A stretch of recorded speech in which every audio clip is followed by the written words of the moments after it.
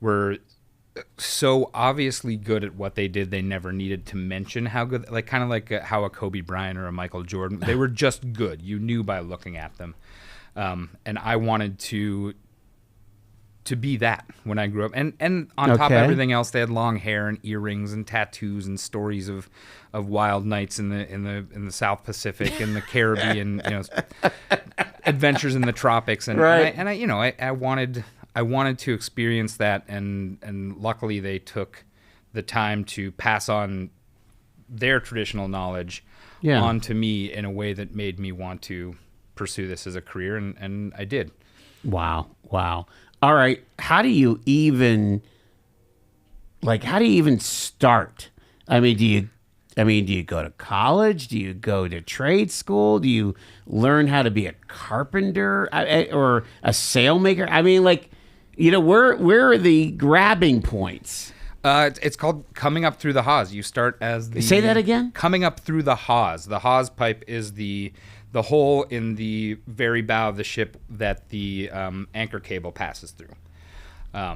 So coming up through the hawse means you're coming up from the muddy bottom. From the bowels of the ship. Yeah, and you start as a deckhand, and you pull on rope. You're not 100% sure why you're doing it, but you trust the person who's telling you to do it, that you're doing the right thing.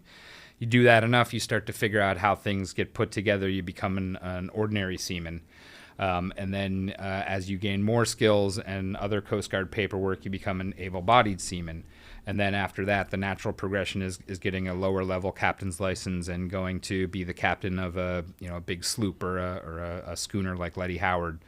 And then you get other jobs and you learn other things, and you learn sailmaking, you learn traditional rigging, you learn carpentry, and you learn engineering, and you learn celestial navigation. There's all these different facets that go into mastering a craft that is I hope to one day master it myself. I was gonna say, you come up, from the bottom up, yet there is this whole science to this thing. Yeah. I could see where, if someone wanted to have, they were a practical engineer for 40 years, and then they want to jump on a boat. I mean, there would be some things that would be helpful for him, Yeah, there'd also be a steep learning curve. Sure. On the same time, right? Wow. Because it's not...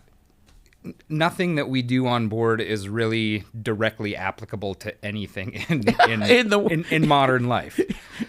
But the philosophy behind it is. For the landlubbers, right? Right. The philosophy of seamanship behind it is applicable. The attention to detail and the reduction of variables, which is, you can boil it down to its simplest forms. It's those two things which would serve anyone well in any walk of life. But then when you get into the nuance of just setting up the rig in the ship so that you can set the sails with the masts remaining upright is like tuning a violin. Wow. A big, complicated violin with hundreds of strings, and each one needs to be just right. And there's physics that go into it, and there's mathematical equations that you can apply, but knowing how to do it well, you kind of put all that stuff by the wayside, and you kind of know by feel after doing it year after year after year after year, and then operating these rigs. Explain to my listeners how unique it is to have one of these ships attached to a community. This is not something that they deal with in Charleston, West Virginia, or Atlanta, Georgia, or Fort Worth, Texas. I mean, this is special, right? This is very special. This is incredibly unique. Even other communities in the country that have ships attached to them, they are on educational missions, and they are out of town for most of the time, and they're traveling, or that ship is based in that town, but they run vacation stuff. They're for-profit, like the Windjammer fleet up in Maine. They're engaged in other work. Niagara is unique that a ship like Niagara even exists anywhere. And then is a training platform on top of that, and also a community gathering point. Everyone in Erie has pretty strong opinions about the Niagara one way or the other, and it's it's a 118 foot tall, objectively cool looking thing that Right. the community can rally around and hold as a symbol. And when it comes to having access to that symbol to be part of the sailing crew, the volunteer program that I hope to have once this big refit is done, anybody and everybody is welcome. The worst case scenario, you show up on a Saturday morning, you waste half a day, and you walk away going, "Yeah, it's not for me." Best Right. case scenario, you find this other life that you can Yeah, live. you're and- inspired to make a major life Yeah. change. Wow. The we got you tip our hat to Governor Bob Casey, because really, they say that he was the significant driver in the 80s to reboot the Niagara from basically what was a curiosity on those concrete pillars that I grew up with in the 70s and early 80s, right? I mean, Yeah, it was Bob Casey that was there at the keel laying and the launching, and I at the keel laying I met him. I was 7 years old. wow. Maybe 8 by then. I don't remember the exact date, but very young. And then when the ship was launched in 1988, I met him again as a kid that was 2 years older than that. It was I remember him. Denise Robinson was a woman who was that name sticks in my head as being Sure. very involved. I wish I remembered what her role was in the whole thing, but she was Robbie Robinson's wife, and he was the original county executive, and Oh, okay. but also very much involved in politics and things like that. Yeah. And then there was the early flagship Niagara League that was instrumental in working with them and getting this Niagara that sails Right. built and with full of programming and making the whole thing happen. I want to get into the condition of the Niagara, but let's take our break first. We are talking to Captain Greg Bailey. He is with us from the Brig Niagara. He is a member of the Commonwealth's Pennsylvania Historical and Museum Commission, who is the actual agency that owns the Niagara. We'll learn all about all of that in just a bit.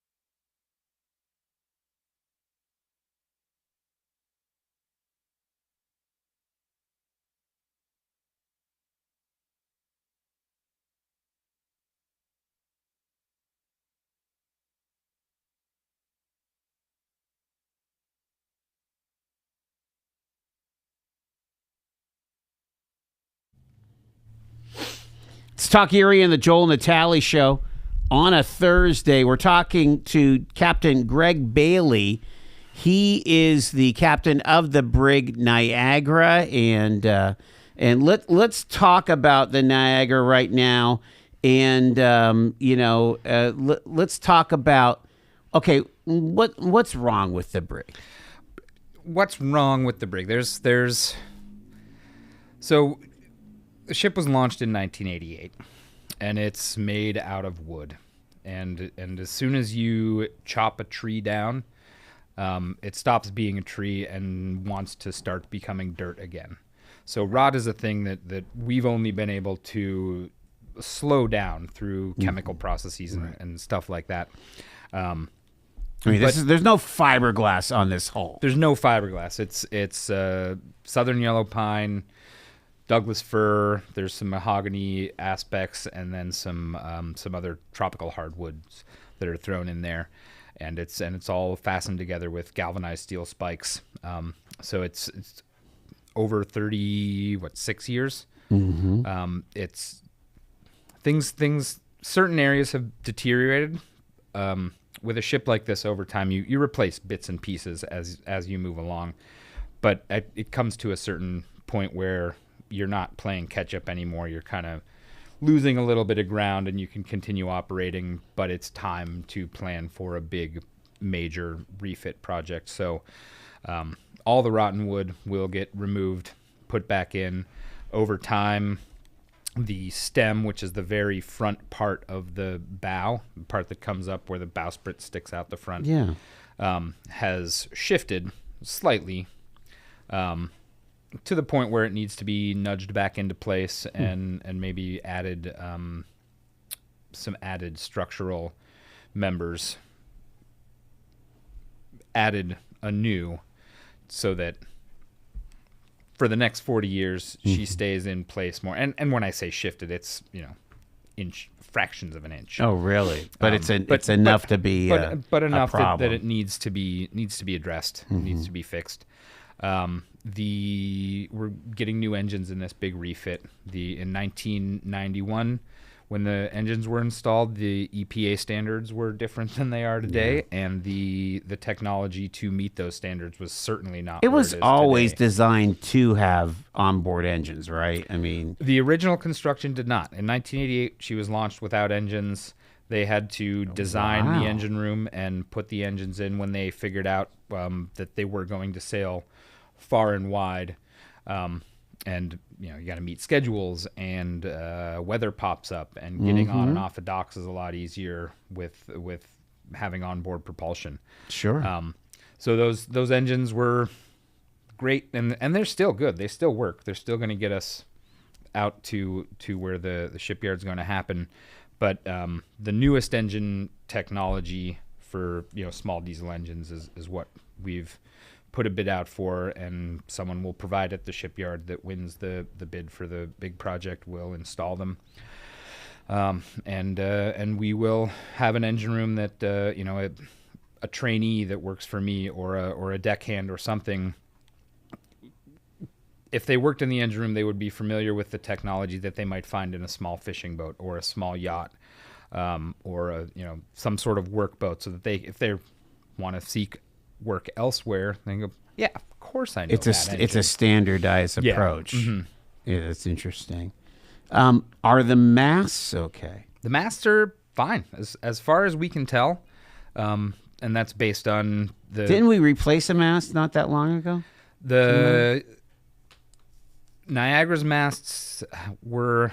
I mean, it was a while ago. Okay, so not in the last 5 years. Letty Howard got a new foremast or a new mainmast just this past year or 2 years ago.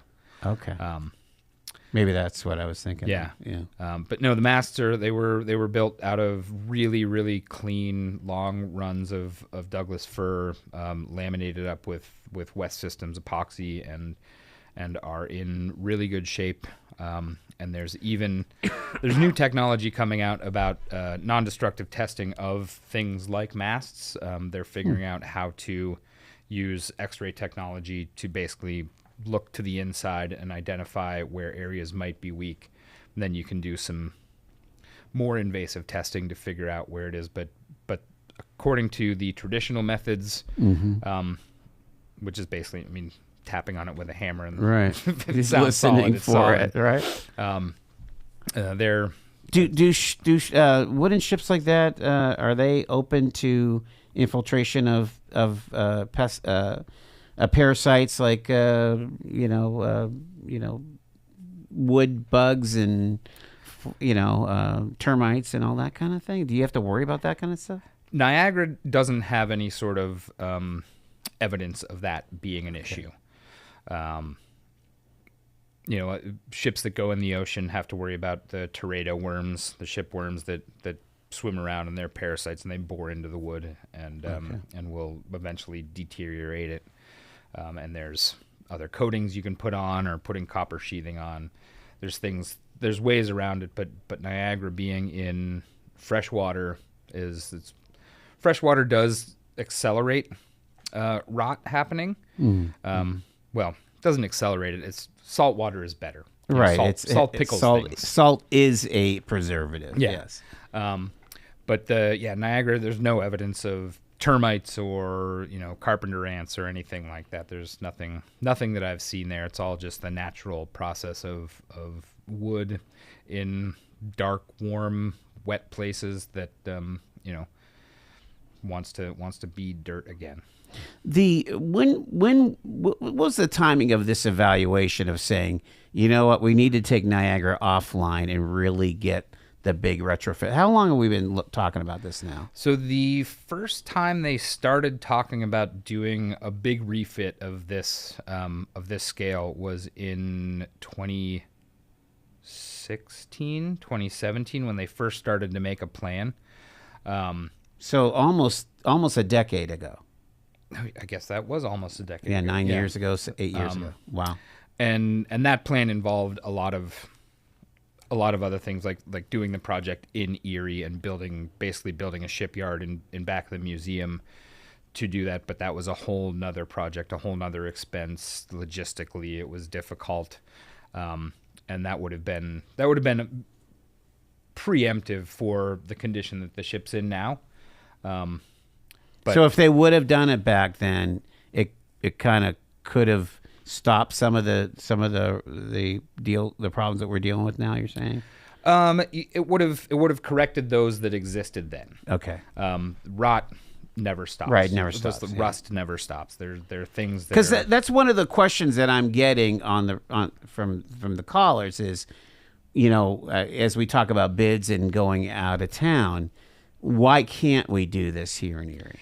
One, it's so simply picking the ship up out of the water requires either a machine called a travel lift, which is basically a frame that has some crane mechanisms in it that straps underneath the ship and picks it up. And Niagara is 300.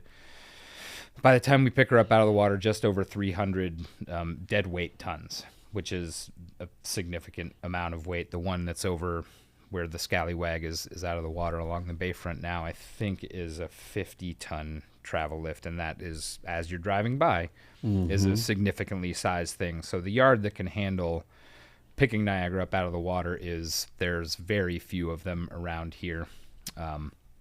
Certainly not in Erie. The other issue is the talent to do it. Like if you drive a Honda, you take your Honda to the Honda dealership, and Honda certified technicians work on your car. You get the best work done. The old wooden sailing ship dealership happens to be in New England. That makes sense. There's another one in Washington State and in that area, but yeah, it's a lot farther away a to lot get farther to. away. Wow. So people that specialize doing this kind of work are in New England. And there's are we talking about like Cape Cod? Is that or Mid-Coast Rhode Maine? Island or? Mid-Coast Maine Maine has this fleet they're called the Windjammers. Okay, sure. And they're historic wooden schooners that do week-long passenger trips in and amongst the islands of Penobscot Bay, and they're maintained beautifully.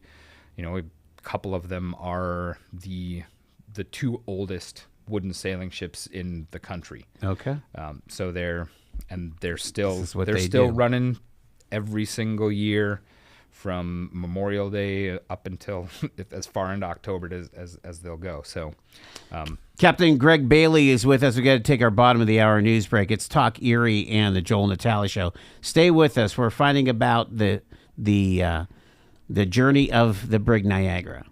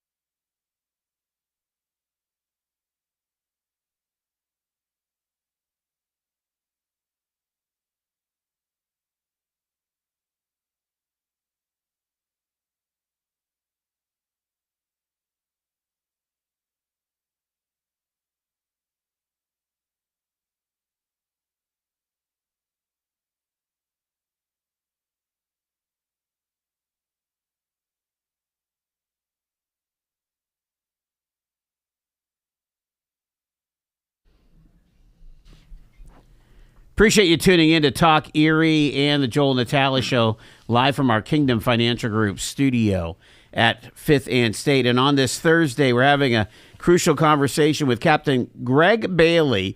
He is the captain of the U.S. Brig Niagara, the Commonwealth flagship, based here in Erie, about to get a a significant overhaul here. And Captain, let's talk. They talk about the second shipyard. Is that what we're talking about as far as doing the rehaul? Is the second shipyard? In the press? Yeah, this is the what we've been calling the second shipyard. This was always the big capital project. The first shipyard was to get new propellers. And that's in Cleveland? That's in Cleveland. Okay. That's the closest place that's able to pick us up out of the water. Right.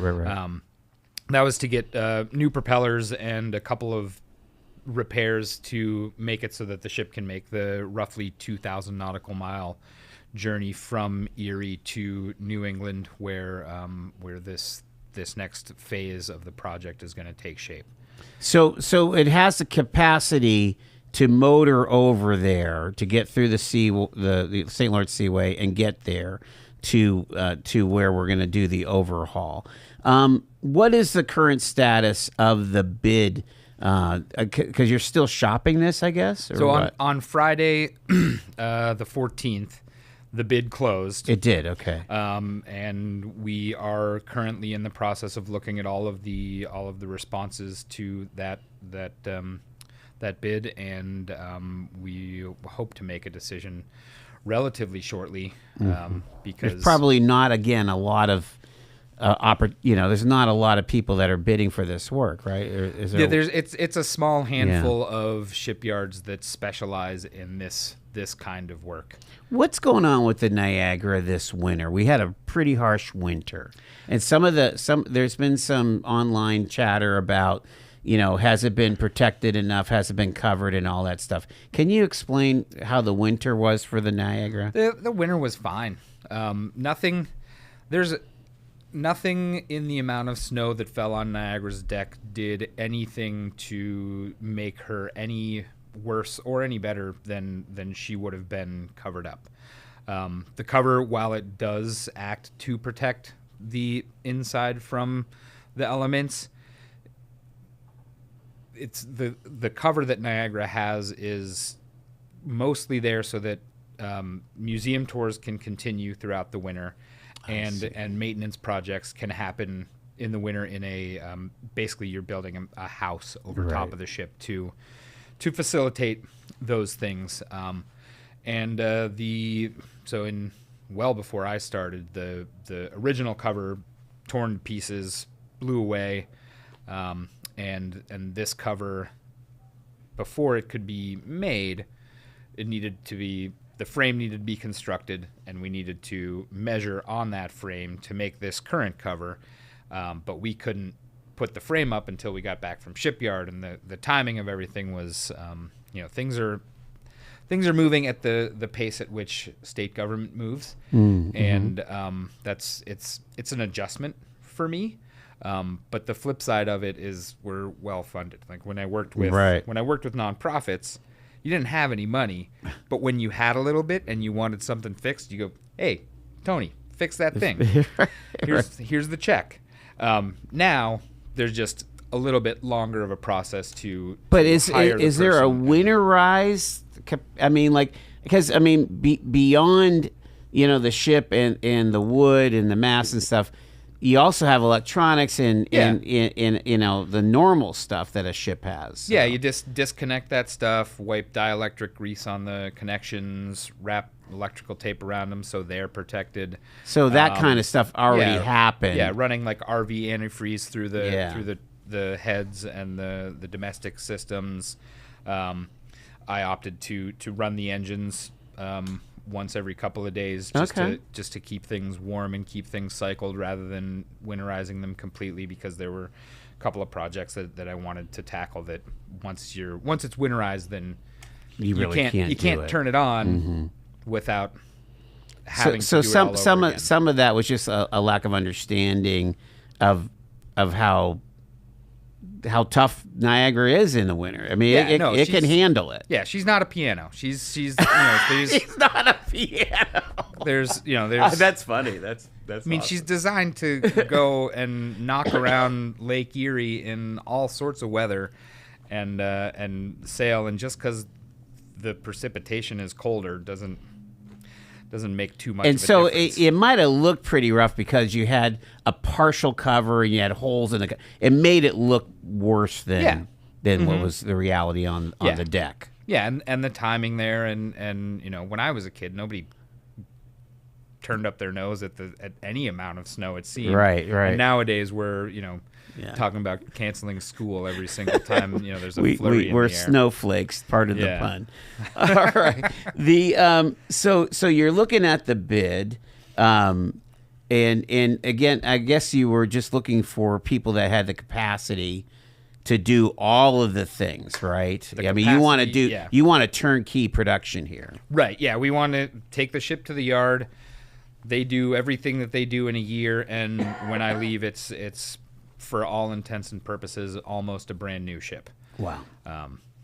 And so go over again what you would hope the key bullet points that you want the second shipyard to do.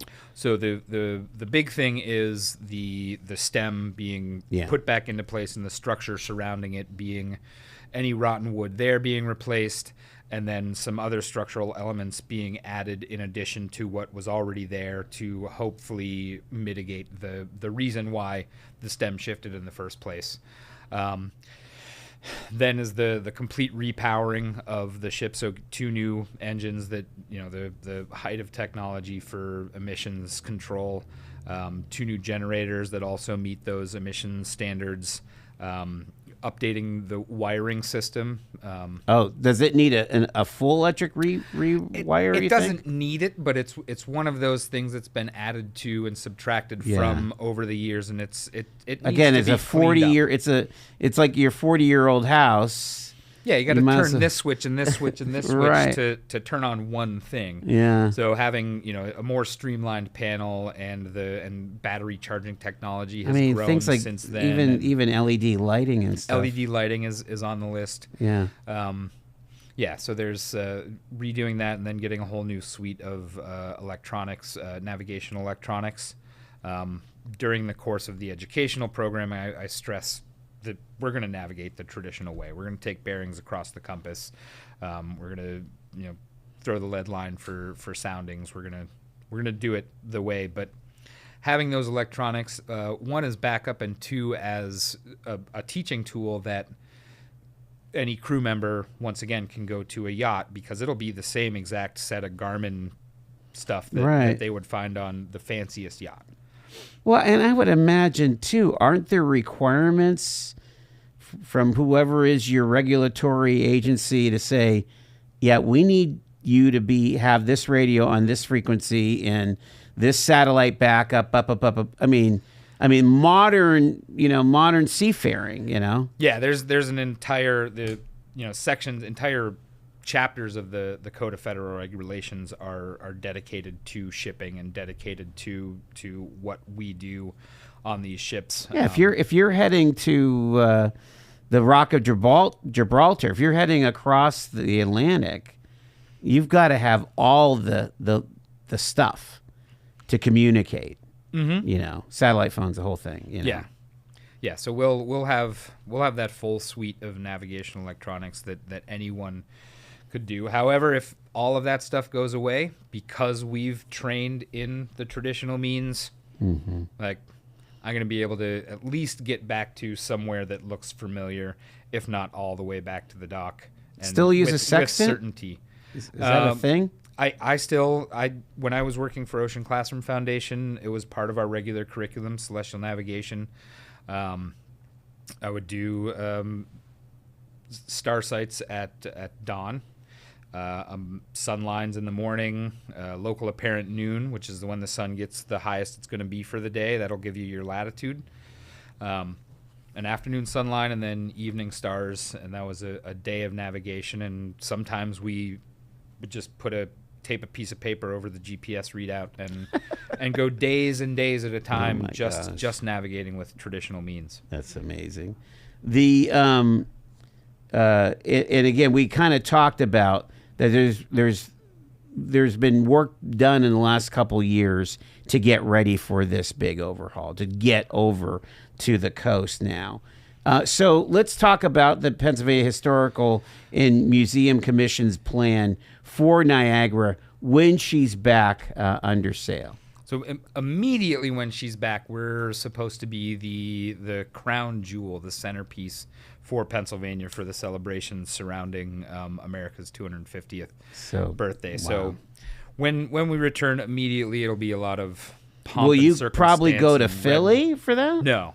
You're going to come up, stay here. We'll be back. We hope to be back in Erie. Yeah. By then, we have a hard time talking in absolute. So saying I'm going to be there or we're going to, you're always. I'm just surprised that the bound governor somewhere. wouldn't want you.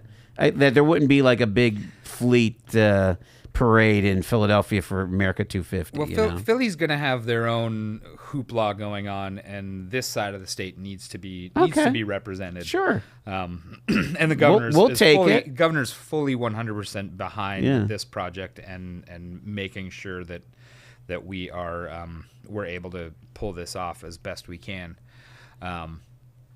So after that big celebration with all the pomp and circumstance, we will my hope is to reinvigorate a volunteer program akin to what I stepped into as a 13-year-old kid. There were a couple of folks that I went to high school with. There were young adults, middle-aged adults, older adults, a couple of guys. There were elderly. Lou Hanna was his name. Bad Lou. And he got his first tattoo because of being on the Niagara. Got his ear pierced because of being on the Niagara. And he was probably in his 80s. But it was the kind of situation where on the Saturday work party, the professional crew would be there and God, it seemed like 100 volunteers. I was a kid at the time, so it was probably only 30 or 40. But still, a whole lot of people coming down, and whatever the work was secondary to the fact that a community of people was getting together, working towards a common goal. And that's what makes this whole thing special.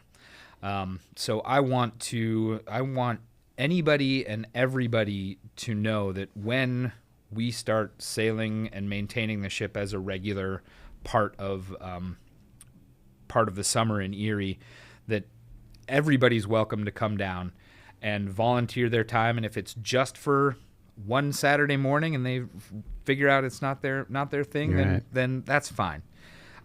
So you anticipate, day sails and, getting under sail. I mean, like this thing's going to be moving around. Yeah. 2 days a week. We will be in Erie more often than she's been in the recent past.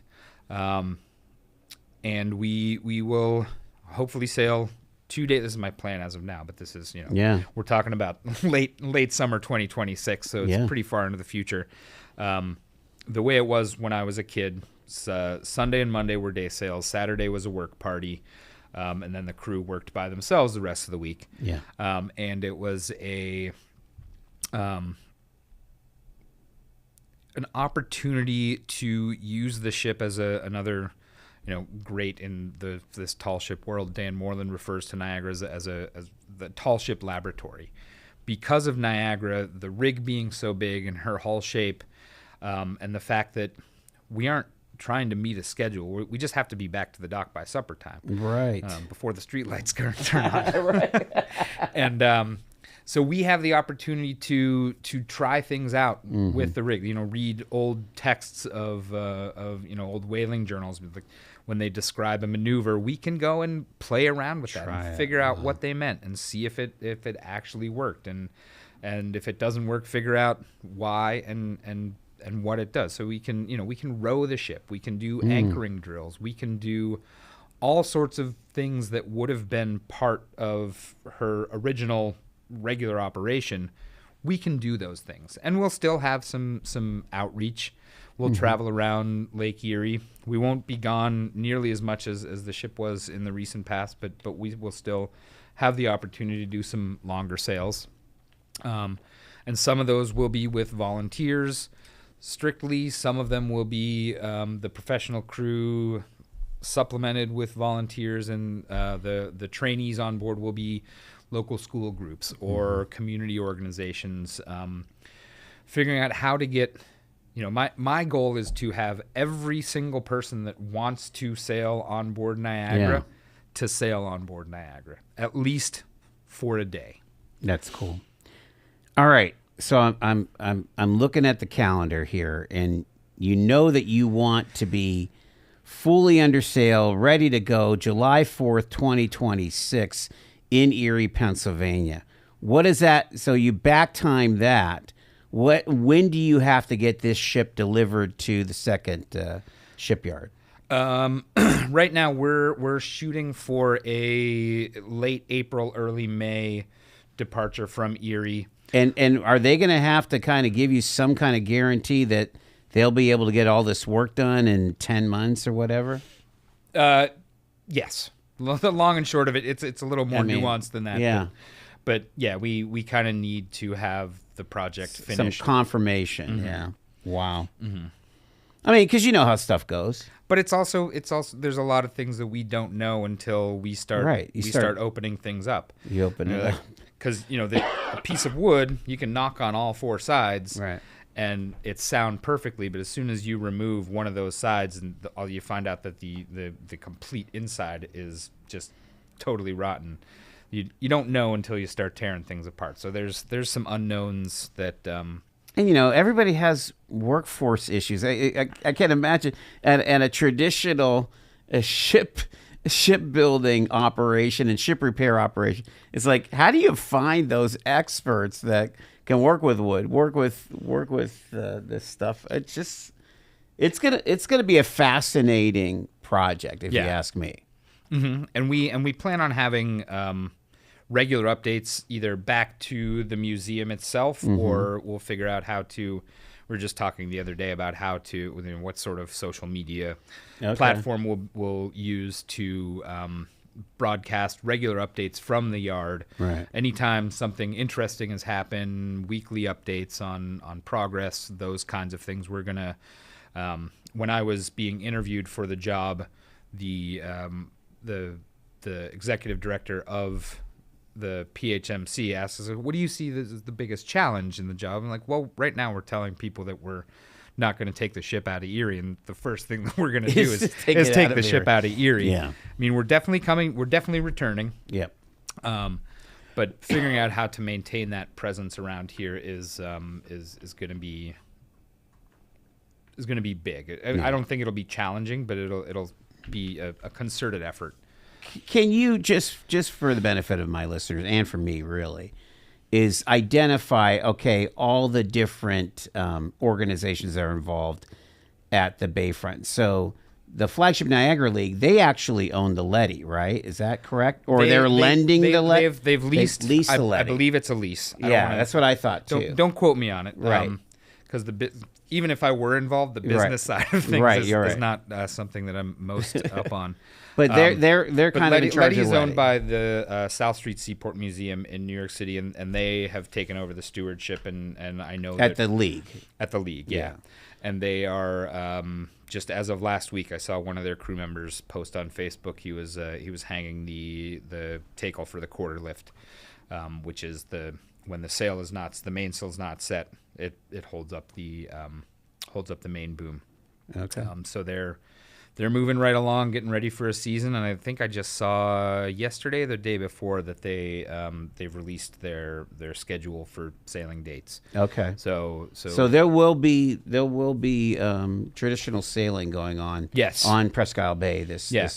And then you everybody should get a chance to go and I think it's lettygh.org.